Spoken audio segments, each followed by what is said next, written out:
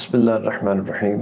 ابھی ایک گھٹیا غلیظ ترین انسان کہہ لیں، وہ جو اپنے اوپر اسلام کا حلیہ بنائے ہوئے ہے اور ہمارے آخری نبی حضرت محمد صلی اللہ علیہ وآلہ وسلم کی بیٹیوں کے ساتھ فاطمۃ الزہرا سلام اللہ علیہا کی بیٹیاں در حقیقت محمد صلی اللہ علیہ وآلہ وسلم کی بیٹیاں، اور جناب فاطمۃ الزہرا کی بیٹیوں کو یزید جیسے فاسق و فاجر لعنتی کے ساتھ ان کی نسبت، ان کا رشتہ جوڑتا ہے۔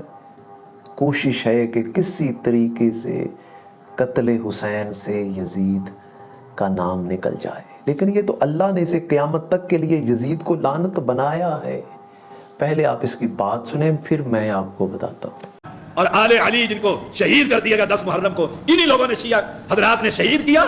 اور ایک آخری بات، یزید کا اس قتل سے کوئی تعلق نہیں، پھر سن لو، یزید کا اس قتل سے کوئی تعلق نہیں۔ کیوں؟ جب یہ قافلہ یزید کے گھر پہنچا، علی کی بیٹی رضی اللہ تعالی عنہا زینب، حسین کی سگی بہن فاطمہ کی لخت جگر، موت تک یزید کے گھر کے اندر رہی، قبر بھی وہاں بنی ہوئی ہے۔ ایمانداری سے بتائیے، بھائی کے قاتل کے گھر بہن زندگی ساری گزار سکتی ہے؟ وہ تو شکل دیکھنے کو بھی تیار نہیں کہ اس نے میرے بھائی کو قتل کیا۔ زینب رضی اللہ تعالی عنہ، علی کی بیٹی، حسین کی بہن، حسن کی بہن، ساری زندگی موت تک یزید کے گھر میں رہی، کیونکہ یزید ان کا ستیلا داماد تھا۔ اگر وہ قاتل ہوتا، قتل میں شریک ہوتا، تو زینب کبھی وہاں نہ ٹھہرتی۔ جی ابھی آپ نے اس کی گفتگو سنی کہ کیسے امام حسین علیہ السلام کے قاتل یزید کو بچانے کے لیے کبھی شیعوں پہ ڈالتا ہے، کبھی شیعوں پہ فتوے لگاتا ہے، اور اب حد یہ ہے کہ محمد صلی اللہ علیہ وآلہ وسلم کی نواسیوں کی نسبت کس یزید کے ساتھ جوڑی ہے۔ صحیح بخاری شریف میں لکھا، جلد پنجم، پارہ 22، 23، 24، حدیث 213 کے نیچے شرح میں لکھا، یزید قتل حسین میں شامل ہے اور اس پر لعنت ڈالنا جائز ہے۔ اور پھر لکھا کہ یزید نے ابن زیاد کو حکم دیا کہ امام حسین علیہ السلام سے بیعت لے یا قتل کر کے سر میرے پاس بھیج دے۔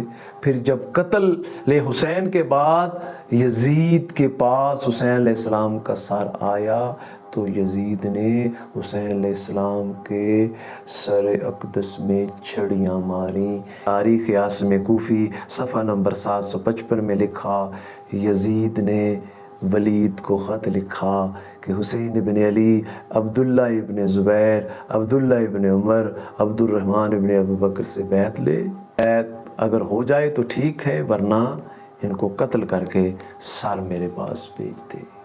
تاریخ عاصم کوفی میں اب یہ جس کے ساتھ فاطمۃ الزہرا سلام اللہ علیہا کی بیٹیوں کا رشتہ جوڑا ہے، اب اس نے کہا نا، کیونکہ یزید ان کا ستیلا داماد تھا۔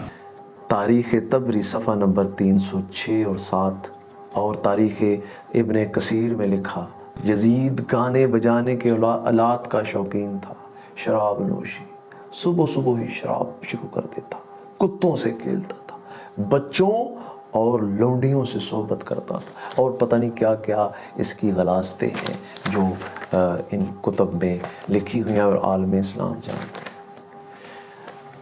اہل بیت سے اللہ نے رجس کو دور رکھا، یہ رجس ہے، یہ لعنت ہے، یہ بچوں سے صحبت کرنے والا، یہ شراب، یہ فاسق و فاجر، یہ رجس ہے، یہ گندا پلیت انسان ہے جس کو سیدہ طاہرہ جن کے متعلق اللہ نے اہل بیت کے متعلق قرآن مجید میں فرمایا، انما یرید اللہ لیذھب عنکم الرجس اہل البیت ویطہرکم، اللہ نے رجس کو ان سے پاک رکھا ہے، رجس ان کے قریب نہیں آ سکتا۔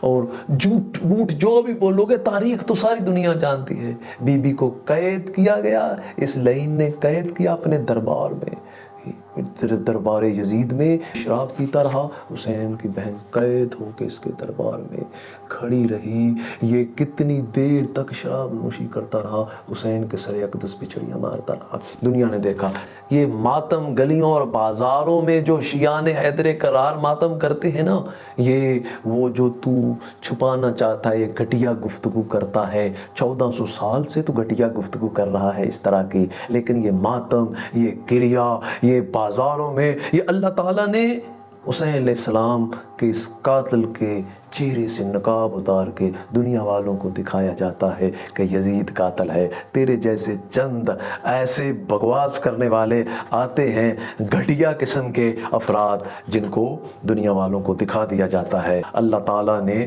یہ اس کا انتظام کیا ہوا ہے، یہ قیامت تک لعنتیں یزید پہ ڈلتی رہیں گی، اور دیگر شمر پہ اور دیگر قاتلان امام حسین علیہ السلام پہ لعنتیں ڈلتی رہیں گی۔ حسینیت زندہ باد۔